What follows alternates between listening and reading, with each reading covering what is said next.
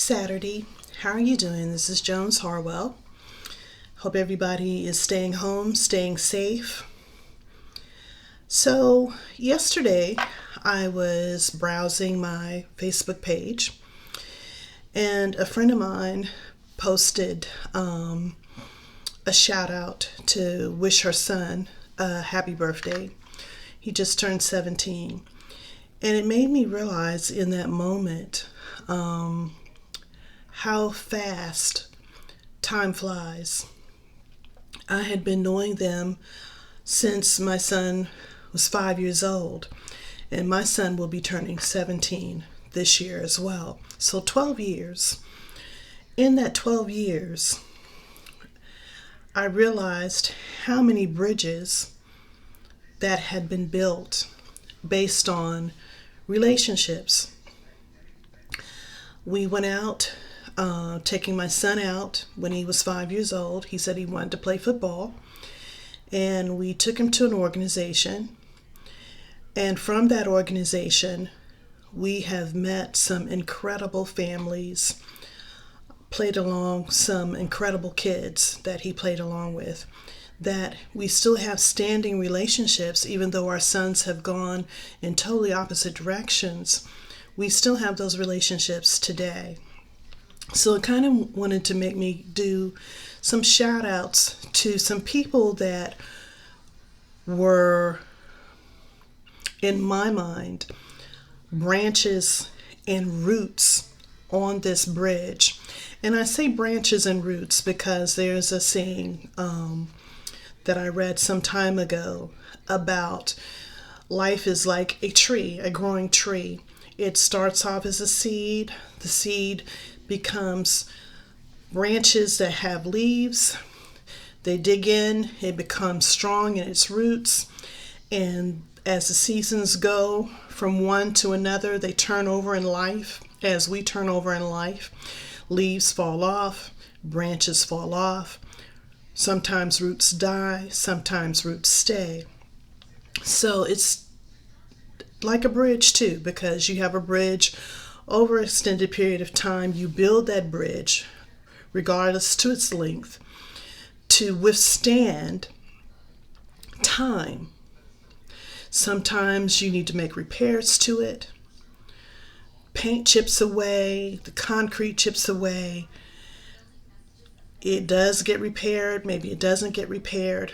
But in my life, I'd like to think that I have some strong roots and some strong bridges. And in this point, it was that bridge that built the relationship, the roots to the other families that we've become friends with, and that village to help watch our kids grow and prosper. So I want to give a shout out to two people, Charles and Kim Griffin, that was instrumental. And there's another family there too, but Charles Griffin, whose vision for kids led to that organization, the Southern Maryland Eagles. The stream of kids that came through their football program, their cheerleading program. At one point in time, there was a track program, and also basketball and baseball. And this is where my son learned the fundamentals of football. He learned the fundamentals of teamwork. He played baseball with his organization as well. Again, teamwork.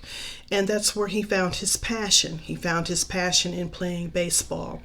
And the millions of kids that they played against and his teammates that he played with from the age of 5 years old up till he stopped playing stopped playing football at the age of 14. But then he started playing baseball at the age of 8.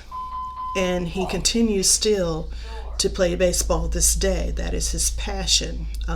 He's played every position with the exception of catcher.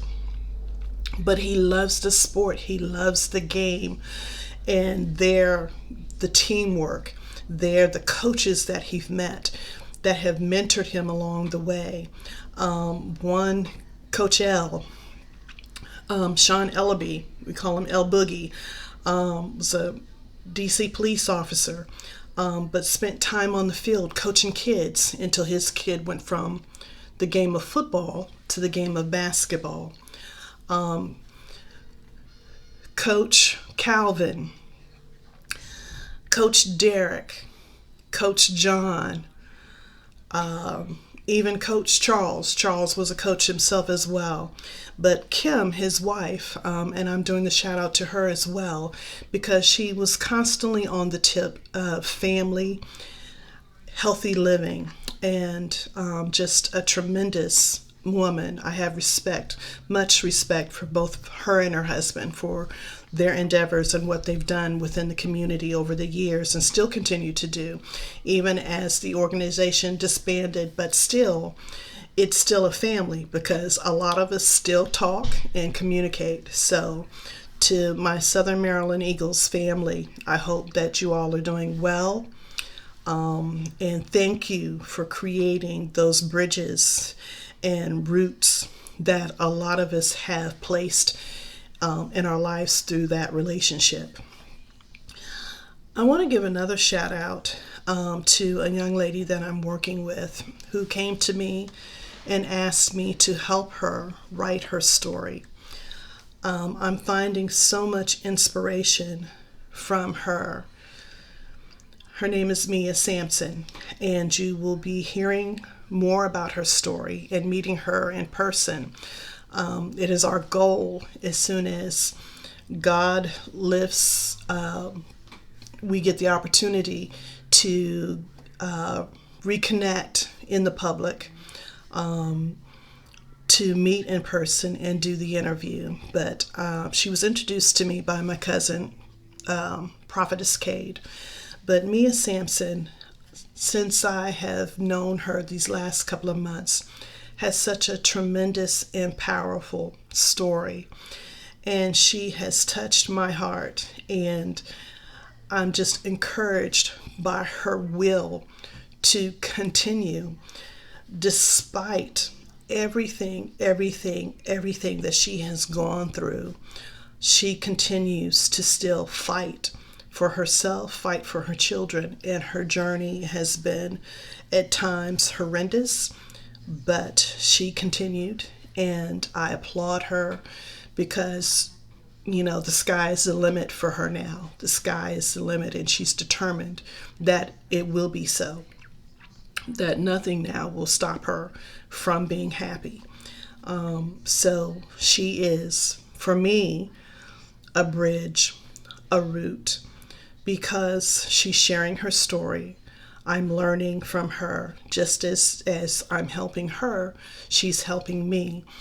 And it's been a tremendous and valuable relationship to me. With that being said, you all please continue to pay attention to your officials, what they're saying as far as safety. I believe, and this is me, this is not anyone else's position, this is my position, that we need to stay at home. We need to stay at home until they come up with universal testing for everyone. Those who have been infected and those who have not. To open our community back up to normalcy as it was before the pandemic is foolish. It's foolish. Because for those of us that have been diligent and have followed the instructions and stayed home, we don't know if we're carriers or not. We don't know. We don't know. We don't know those who have the misfortune of becoming ill, going through that pain, going through that stress, and are now healthy that it may not attack their system again. We don't know. Let the doctors, let the scientists do their jobs. Let them do their jobs. Let them come up with a vaccination that they can test and make sure it works. I understand that's going to take some time, and there might be ways that we might be able to come out of the stay-at-home before then, but we need to let them do their jobs. They need to come up with the plan on how to test everyone. What we don't need is for, okay, go back to work, go back to doing what we're doing, and thousands and thousands and thousands of more people get infected, and then we start this horrendous process over again, and we don't have the beds, we don't have the facilities, we don't have the equipment then to treat. And the numbers that we're seeing in the communities, it says my village, my skin color, that's suffering the most.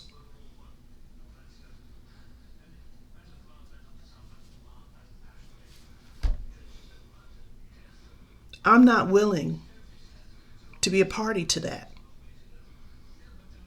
We as Americans shouldn't be a party to that.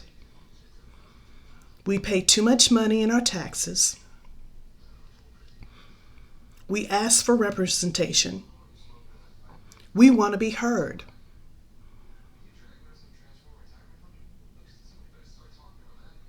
We're of value. I'm not willing to risk millions of lives. I'm not willing to do it.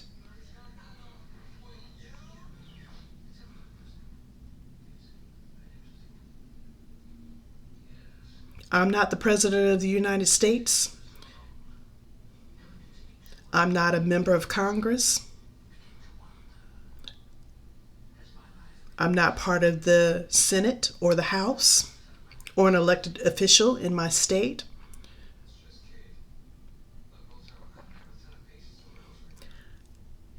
I vote as a Democrat.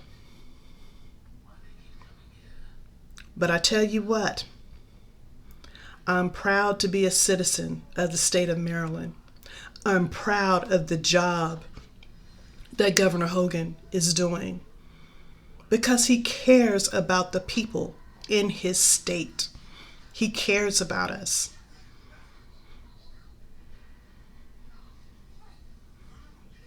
Safety first.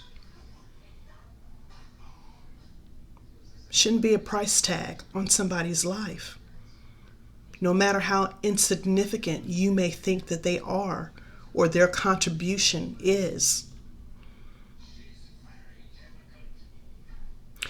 Enough on that. I'm not going to dwell anymore on that. I've said what I've had. That's my piece on that.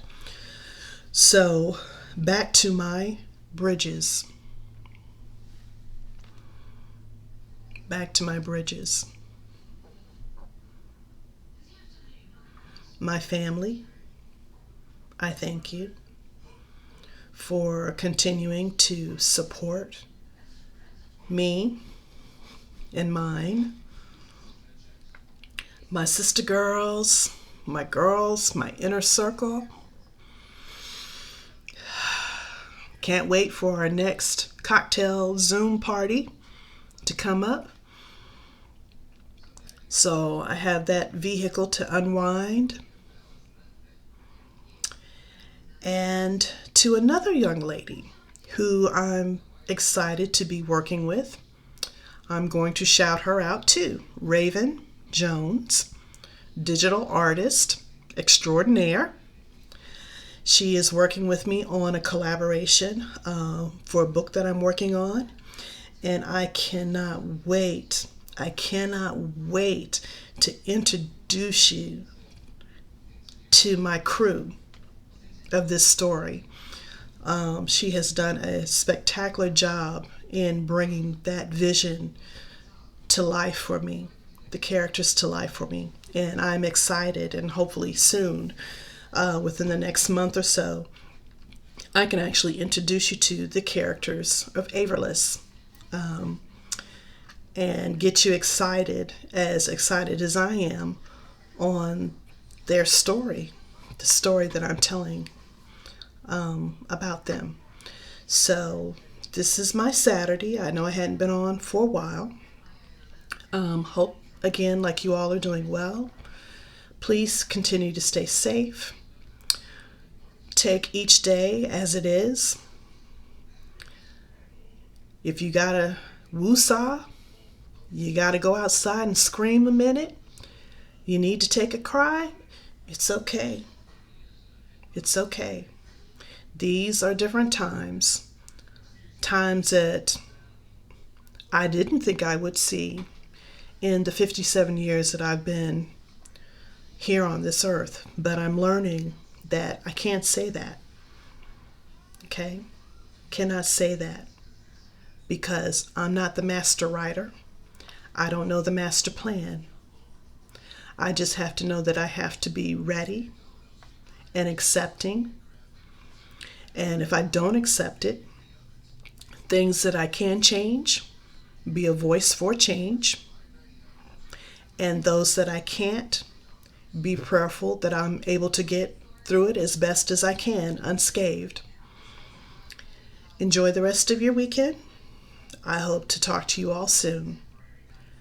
Jones Harwell, and I'm unapologetic.